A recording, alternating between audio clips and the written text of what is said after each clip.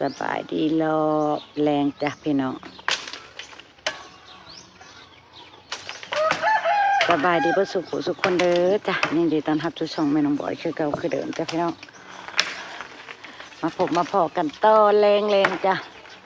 โอ้ลุงพรแล้วนวลมันสูงไปว่าจะเถาให้ลุงพรตัดต้นลินใหม่เลยลินฝ่าลงพี่น้องฝนมาเลยเพิ่นอัดที่ปงใหม่ออกยอดใหม่ลุ่มไปเลยเฮ้ยหรือว่าจะให้มันรายงานนั่นบ่ก็แล้วแต่ว่ามันหั่งบ่แดงบ่ได้ขางนะ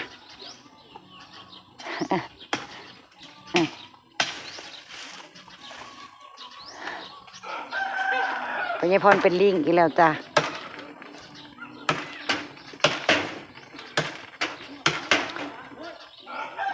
เพราะว่าอันพี่น้องบอกว่าเพิ่นตัดแล้วเพิ่นว่าได้ผลเพิ่นว่าตัดลงให้มันต่ำเมื่อก่อนมันก็สูงแบบนี้แหละของเพิ่นก็ได้เพิ่นตัดแล้วมันพอมันโป่งเนาะโอ้ยตกใจเด้อเฒ่าโอ้ยจะแม่นเจ้าเฮ็ดลุงพรเฮ็ดเสียวขนาดพี่น้องสายไฟนั่นน่ะเฮ้ยว้ายเสียวหมดเลยติดแล้วมันกลับบอลุง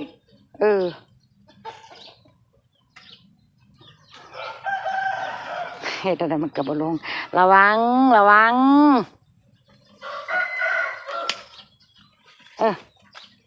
ตัวนี้นะนี่ตัวอันแคมนองนี่ลองตัดลงให้มันต่ำๆเบิก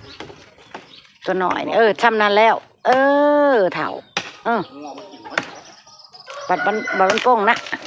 ตัวนั้นมันคือพวกกินฉาแต่ตาทางขางกอไผ่นะเนี่ยงัวก็สิกินใบลิ้นไม้บ่ระวังเด้อนี่ระวังผ่าสายไผ่อีกเด้อมันสิผ่านหัวปลาบัวผู้ยืนว่าวนี่แหละเนาะพี่น้องเนาะเบิ่งข้างนี้ล่ะไม่ใช่เพราะว่าเราสิผ่านคนยืนว่าวอะไรเดียวนี่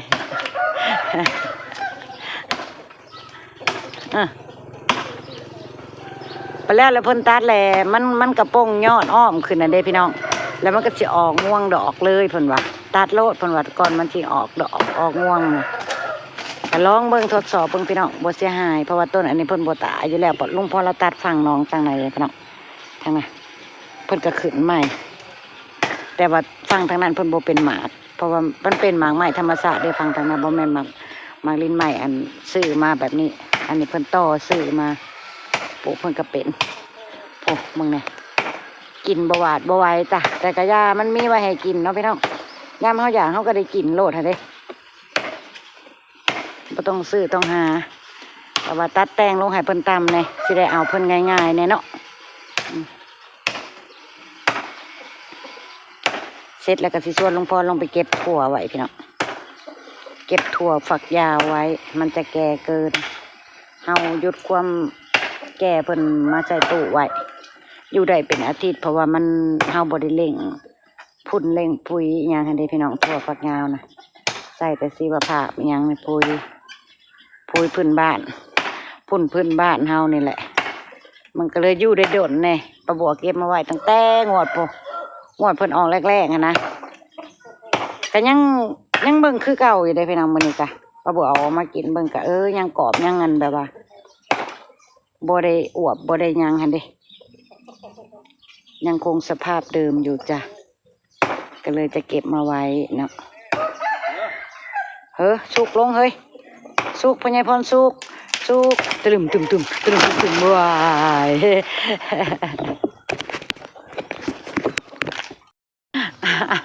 เมื่อกี้เกือบพี่น้องเอ้ยแล่นนี้เกือบบ่ทันลุงพรเฮ็ดเกือบงาลิ้นไม้อันฟาดหัวปลาบัวยืนโม่อยู่ใกล้โพดโอ้ยเนาะ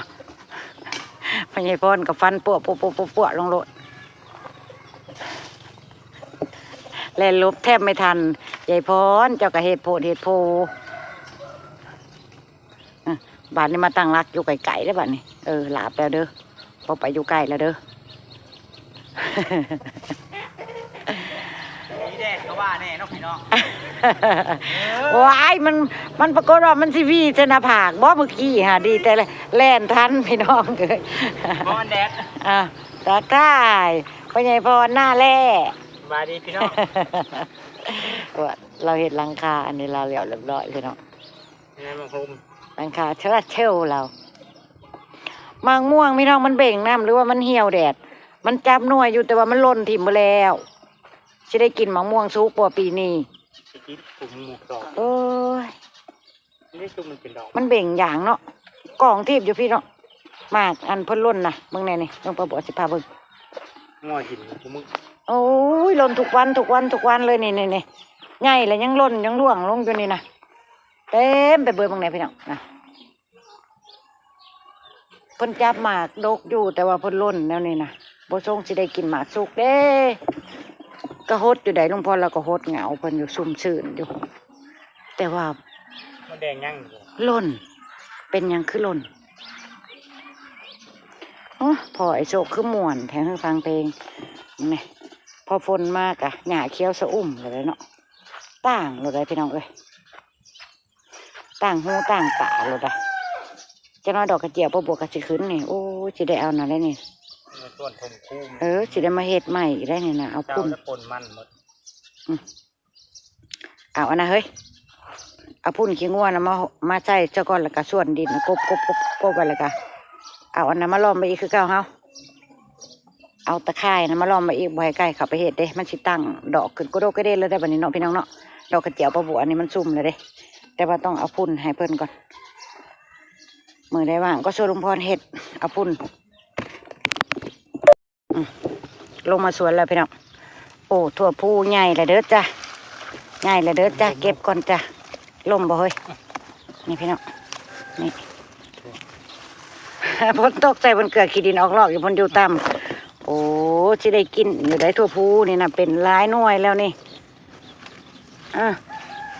หลายคนก็ว่าปลูกถั่วพูน่ะแรงบ่เป็นลุงพรเราปลูกเป็นเด้อนี่พี่น้องนะมาเก็บถั่วกับลุงพรจ้ะกำลังเป็นถั่วพูนะเอาข้างมาใส่อีกเด้อเถาเด้อ เป็นหมากเป็นเทิง เป็นโอ้ยหมากกันเติง โอ้ยมันจะมาขอดกันไว้ ตัวได้อันเครือมันเกี่ยวลงเจ้ากระดึงลง เพื่อลาย ถั่วลุงพรกำลังออกลายได้พี่น้องบาทนี่ ลมเลย ออกกาเห็นบ่ได้ละท่อแท้แล้วมันบริขาย มันขายบ่ออกพี่น้อง มันขายบ่ออกเห็นจังไดมันก็ขายบ่ออกสารพัดประกาศขายเลยทุกช่องทางเลยเบาเอื้อเราเห็ดมาก่อนประบัวลายเนาะลูกค้าเราก็มีลายแล้วเราก็ค่อนข้างว่าได้ขายแน่นะอันนี้ประบัวก็เพิ่งสิมาเห็ดปีแรกวันนี้มันกีฬาละพี่น้อง เอาสู่ไปถ้าพรเลยได้ขายบ่ได้ขายเก็บไปใส่ตู้พอซอยคนกับซอยไปพอหายคนกินกับหายไปเนาะพี่น้องเหลือให้ลูกค้ากินกับก๋วยเตี๋ยวก็ได้เพื่อเจ้าของกิน เฮ็ดหน้าปังไรนกกระปี้มันจังบ่ยะ เอาแล้วแต่ลุงพรว่า แต่ว่าโอ้ยถั่วนะงามไม่มีที่ติจ้ะ เบิ่งแต่ละหมากพี่น้องใจชีวภาพกรอบหวานขนาดเนาะ กรอบบานงามไม่มีที่ติเบิ้งคอโนย่างไปทางนั้นก็เด้อโอ้ยพี่น้องอ่อนซอนหมักถั่วเด้มึงไงแต่ละอันฟักนะฟักเดียวนะสำหรับครอบครัวประบัวคนหน่อยนะต่ำ2 ฟักนี่ก็เหลือกินแล้วดอกพี่น้อง โอ้ยเนี่ยประบัวซอยลุงพรเก็บสอนถามมาพี่มึงในตอนหนาคนนี้คือเด่นก็เด็กกระโดดใช่นี่หมากเพิ่นนะกำลังพี่น้องกำลังถั่วนะถ้าแม่นว่าได้ขายเนาะโอ้ยมันก็ม่วนแล้วเขาสวนเนาะเก็บของขาย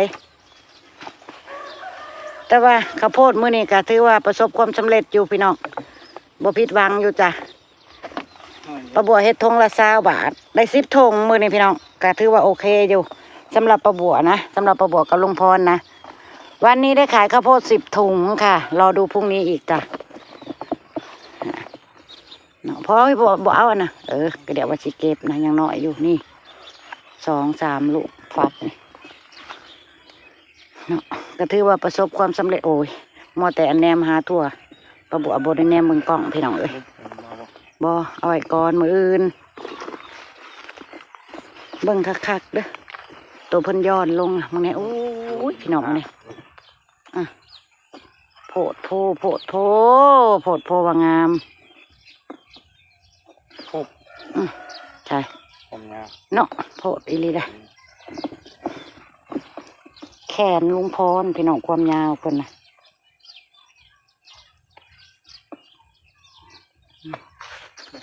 เมื่อประบัวชีย่างดึบไปเก็บทางหลังก่อนเด้อพี่น้องเด้อ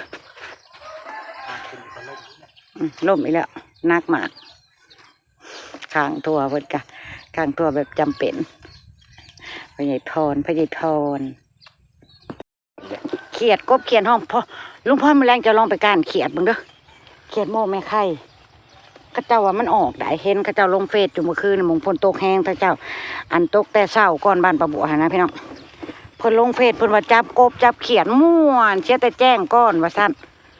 ฝนตกลัดเศร้าของเพิ่นเด้มึงไงพี่น้องครึ่งงามเด้แต่ละหมาก คือผมครับเกือบ80 เซนพี่น้องโพดเนาะไปทั่วลิซงเนี่ยปล่อยทางเลยเด้อบาทในทั่วดินนี่ถ้าพ่นน้ำมาอีกนี่พี่น้องเอ้ยยันแต่เน่าเท่านั้นบาทนี่นะอียังก็จะให้พ่อเถาะประบัวกับลุงพรนี่พี่น้องเอ้ยฝนก็ได้พ่อจะก่อนเด้อหัวเพิ่นอยู่ดินมันแฉะเกินไปมันก็ชิเน่าคือว่าแล้วเพิ่นกำลังออกย่อนหัวปลาน้อย